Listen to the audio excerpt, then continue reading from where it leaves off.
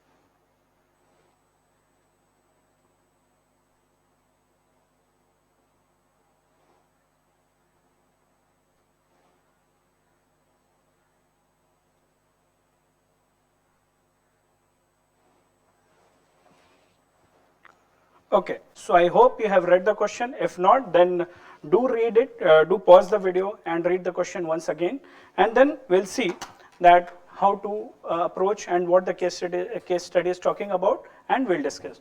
So this case study is particularly talking about politicization of bureaucracy. It tells that what it is asking us to analyze how the value system has shifted since independence till now, and how the interaction between the political executives who are temporary executives and the bureaucracy who are permanent executive, how their interaction is changing over a period of time since independence, and what are the consequences of these kind of interaction that we have to analyze in our answer. So we'll see that. Okay, before jumping into the analysis aspect, when we will analyze, then you will find that the question is worth of 20 marks. It is a case study, so you will get 4 pages to write, and the question is only one. What are the consequences of this politicization of bureaucracy? Now, how we will structure our answer? The structure should be on the first page. There will be question written, the question will be written, the case study will be written. So whatever space we are getting, we'll get this background of civil services, background of values required, and how it has changed from independence time till now. That we will, this background, this build-up we will give. Then we will come to the consequences. That is the main demand of the question, consequences of bureaucracy, right? Okay. Okay.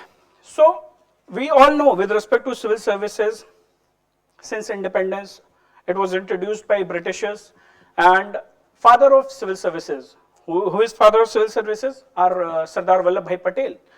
He told that the role of civil servant should be, or the bureaucracy's role should be, with respect to politicians, it should be giving free and fair advices without any affection, without any association. That should be the role of bureaucrats when they are giving advices to the politicians. So Patelji once told that if my secretary doesn't give me free and fair advices, I shall have him go. If he is not giving objective advices, if he or she is not giving free and fair advices, I will not associate with him. I will rather ask him to leave the office. That was his opinion or his value system with respect to the bureaucracy and the interaction they should have with the political bosses. Okay. So basically at that time, bureaucracy or the civil servants, the civil services was known as steel frame of India, right? So when we talk about the steel frame of India and when we know that bureaucracy provides a kind of support system to the political executive, it means that this interaction should have certain kind of value system. There should be some foundational values of civil services which is definitely part of our ethics syllabus and which is definitely guided by the constitutional values. So what are those values? What are those foundational values? Objectivity, one. Impartiality.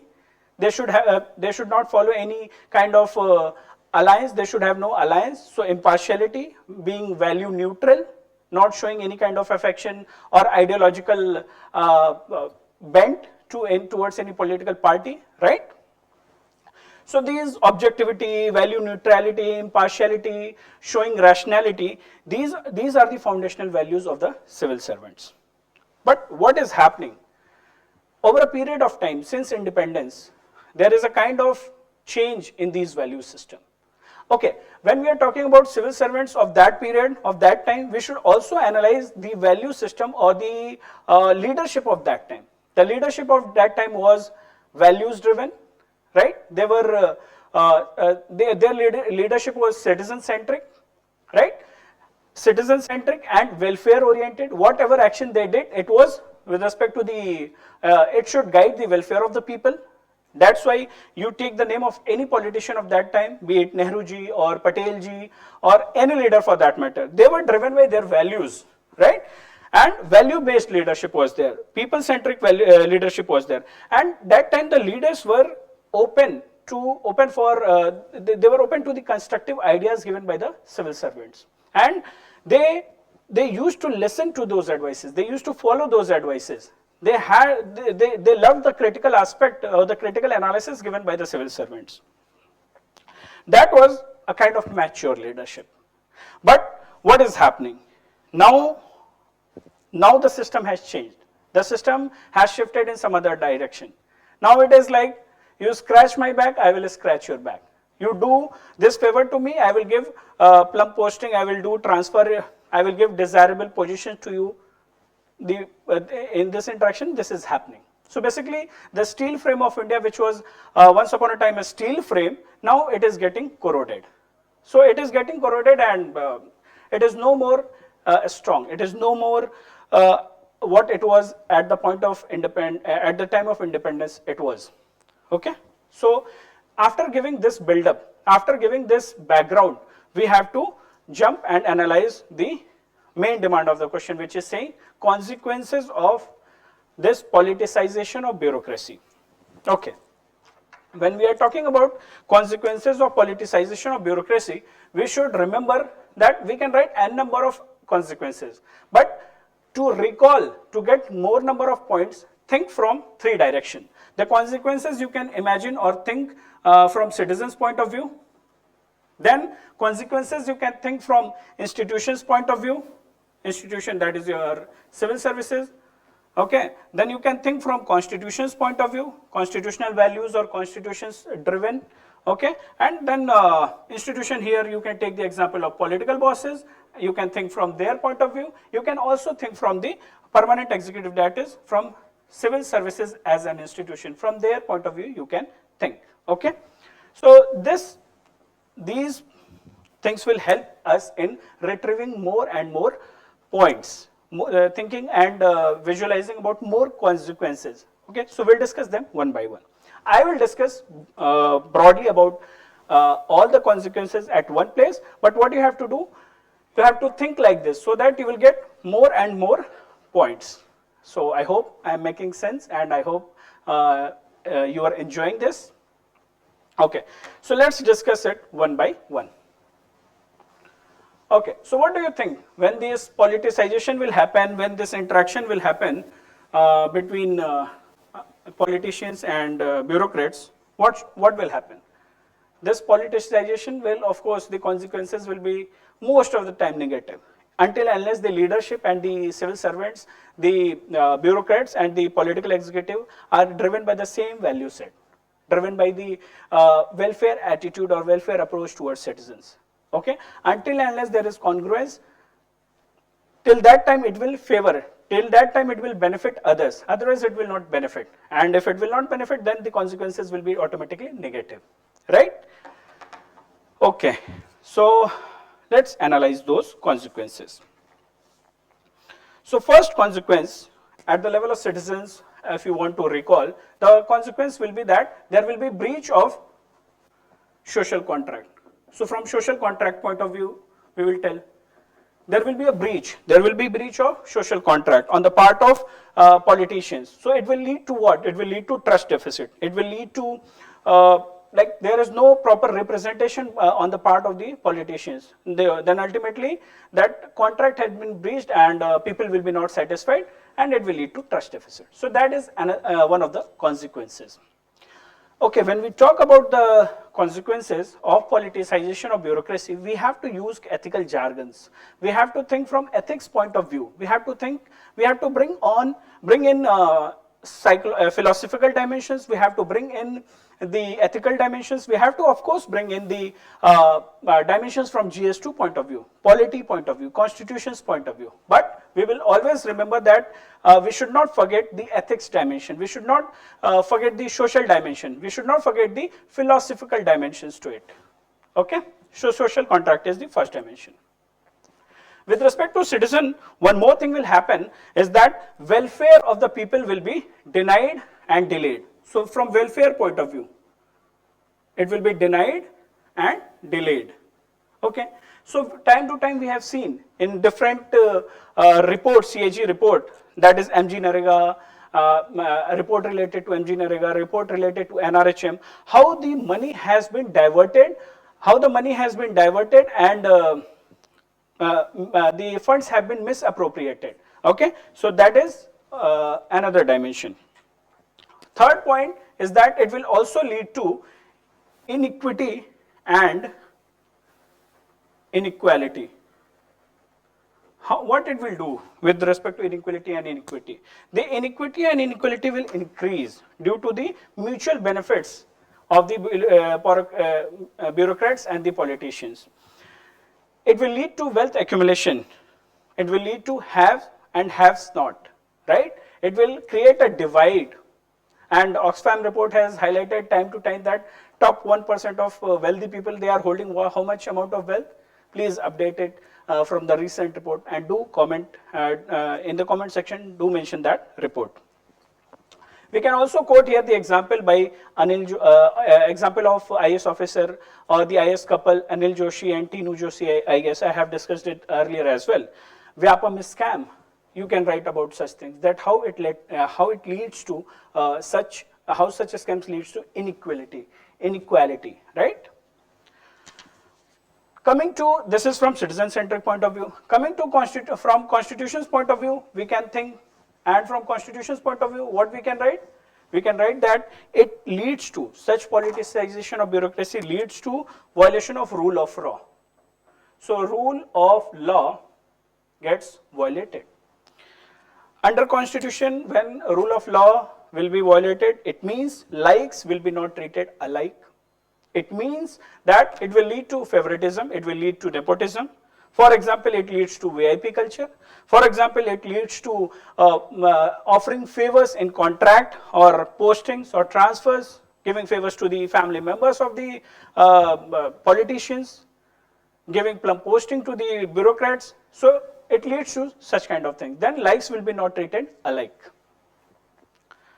Second, it will also lead to dilution.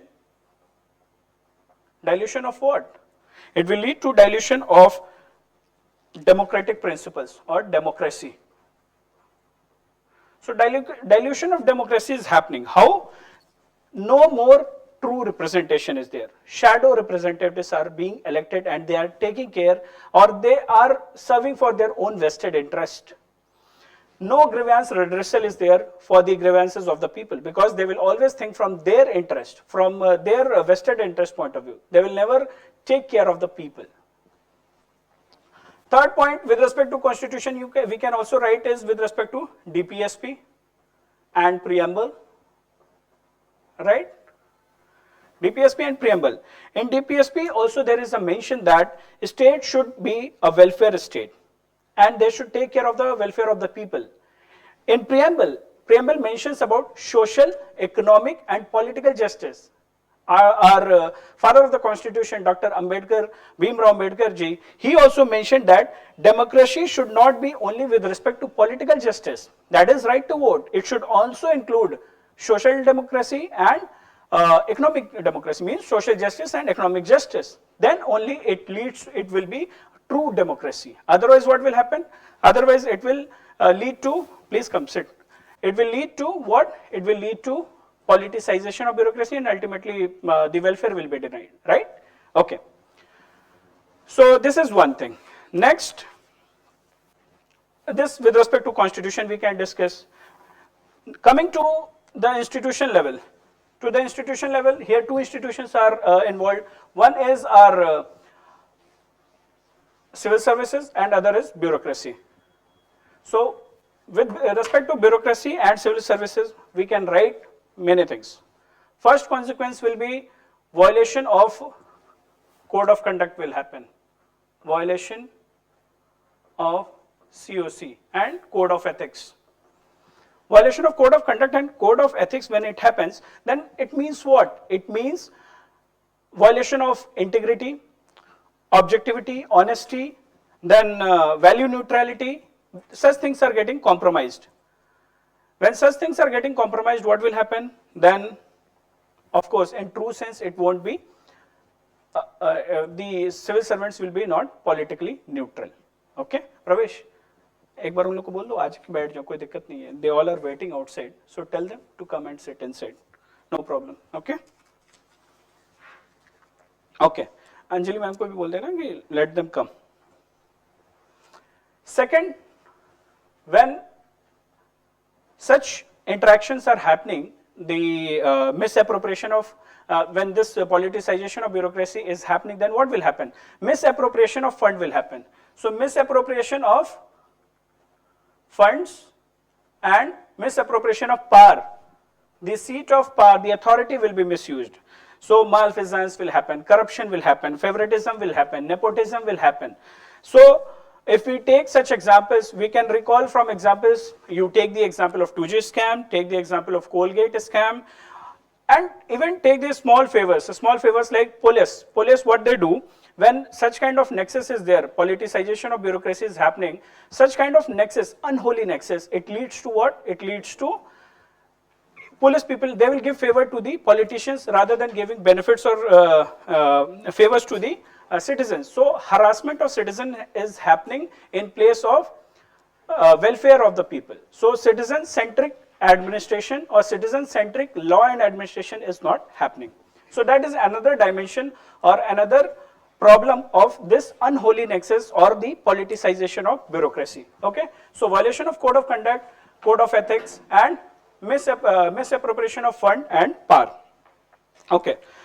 So don't worry, you guys sit. I am discussing, if you all are aware, I told last time, I am taking this Analytica initiative. So weekly we discuss 2 case studies. So I am discussing that. Rather enjoy it. Okay. Okay. So the issue is that what are the consequences of politicization of bureaucracy? What are the consequences? So we have discussed a lot of consequences. Few are remaining. Okay. With respect to the institution, we have discussed that this politicization of bureaucracy will also lead to conflict of interest. So this conflict of interest, how it is happening? So conflict of interest, when a bureaucrat and politicians are interacting, the bureaucrats need to provide objective analysis or they need to give impartial inputs. But what is happening? Let's say if a political boss is there and they tell that, okay, give me favors. If you will give me favors, then what I will do? I will give plum postings. I will favor you post-retirement benefits. I will give. So monetary benefits. So what happens because of this unholy nexus, political bosses, they try to misuse their power, and the bureaucrats, the permanent executive, they try to get benefit from the temporary executive. So this is a conflict of interest which should be avoided under code of conduct and code of ethics, and broadly and guided by the constitutional values. So this is another consequence of politicization of bureaucracy. Next, when such politicization is happening of bureaucracy, then just imagine about the kind of administration. The administration will be not guided by the values like empathy, unempathetic administrative services will be there. There will be no compassion in the bureaucrats or the people who are giving such services. So uncompassionate or unempathetic attitude will be there. So it defeats the purpose of the civil services, or it defeats the purpose under DPSP when our state should be a welfare state. So that all gets compromised. So at administration level also we can analyze the consequences. Okay, good. So almost we have discussed 7, 8 consequences: breach of social contract, welfare, inequality, inequity. Now let's imagine, analyze the consequences at the level of politicians. If you can recall, in the previous discussion, previous videos, we have discussed about 7 sins of Gandhiji. So under 7 sins of Gandhiji, one sin is politics without principle. So what happens when such kind of unholy nexus is happening? So this sin, politics without principles, it is coming into picture. Means the politicians are not being guided by constitutional values. They are not being guided by the political ethics. Rather, they are being guided by their vested interest, and ultimately it is harmful for the democracy. It is, as we have discussed, it is harmful for the citizens. It is harmful for the welfare of the people. So this is another dimension. Next consequence is with respect to the people who are doing the good work. Let's say if I am an honest officer, if I am a good person and I am guided by my value system, my integrity, my code of conduct, my ethics, then don't you think that people who are indulging in these unholy nexuses, don't you think that it will discourage the people who are following ethics, who are following values? If it will, of course it will happen. I will be not motivated enough until unless I am a man of principle, I will be not motivated enough to do good work. So ultimately what it will lead to? It will lead to policy paralysis. That was the agenda, and that was one of the issue when Prevention of Corruption Act 1988 was amended and brought. So it will also lead to policy paralysis. Link it with, it will demotivate honest civil servant to take action. Okay, so this is it. With respect to the question, the demand was only one: what are the consequences of this politicization of bureaucracy? And it was a 20-mark worth question. I have told you the structure, how to start. In starting, you have to tell about, you have to give a brief background that how the bureaucracy has evolved. Then you have to in-depth analyze from 3 dimensions. I have told you how to think, then analyze the different consequences. In the end, you have to give a passing reference, a paragraph you should mention, where you should tell that what should be the way forward then. What all should we do in order to reduce this politicization of bureaucracy, right? So today's homework is that today you have to put in the comment section, you have to tell this only, that how we can reduce this politicization of bureaucracy. So I will wait for your answers, and let's see how many of you give innovative options, innovative comments. So this is the homework for the day, and with this we have discussed the case study, that is question number 10th of 2019 paper. I think we are remaining with 2 more questions, then by this we will finish the 2019 case study as well. So we have discussed 2020, we will finish 2019 in the next week. Okay, so let's wait for your responses. Thank you so much. Take care. Bye-bye.